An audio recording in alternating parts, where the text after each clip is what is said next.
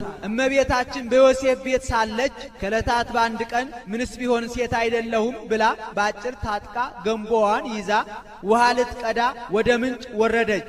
ወመጻጥሙ ከልብ ወሰደዳሁ ውእቶን አንስት ይላል። የተጠማ ውሻ መጣ። ሴቶች ደብድበው አባረው ሰደዱት። ምን ነው አታጠጡትም?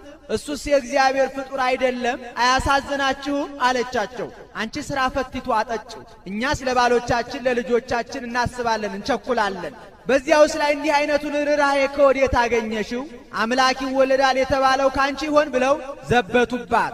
በዚያን ወራት ማርያም ከምትባል አምላክ ወልደ አምላክ ይወለዳል እየተባለ ትንቢት ይነገር ነበርና እመቤታችንም የወርቅ ጫማ ነበራት። ዕቃዋን እንዳያረክስባት በወርቅ ጫማዋ ቀርታ አጠጥተዋለች። ርኅርኅተ ልብ ያሰኛት አንዱ ይህ ነው። አጠጥታው ስትሄድ መልአኩ በአምሳለ አረጋዊ በመንገድ ቆይቶ ስለ ትሕትና ትጸንሲ ትወልዲ አላት።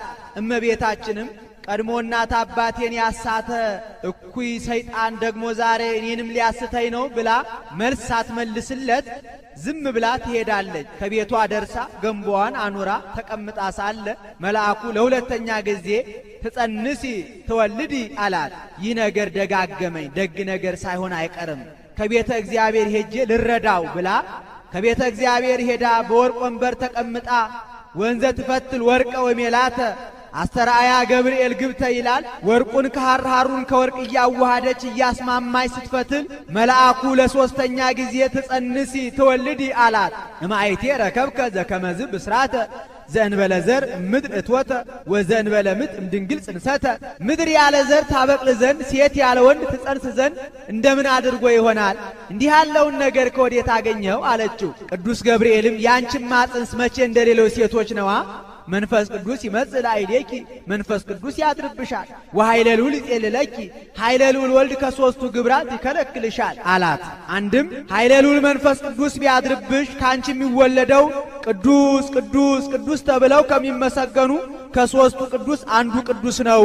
ወናሁ ኤልሳቤጥ እኒንተ ማዕዝማድኪ ይእቲኒ ጸንሰት ወረከበት ወልደ በልህቃቲሃ ወበርሳቲሃ። ከዘመዶችሽ ወገን የምትሆን ኤልሳቤጥ ስንኳ በስተርጅናዋ ላይ ጸነሰች፣ ልጅም አገኘች። ወናሁ ሳድስ ዝንቱ ወር ለእንተ ይብልዋ መካን። መካን የሚሏት ኤልሳቤጥ እነሆ ከጸነሰች 6 ወር ሆኗታል። እስመ አልቦ ነገር ዘይሳኖ ለእግዚአብሔር። ሙቀት ልምላሜ ከተለየ በኋላ ልጅ እንዲወልዱ ማድረግ ለእግዚአብሔር አይሳነውምና። አንድም በሕቱም ድንግልና ጸንሶ በሕቱም ድንግልና እንዲወልዱ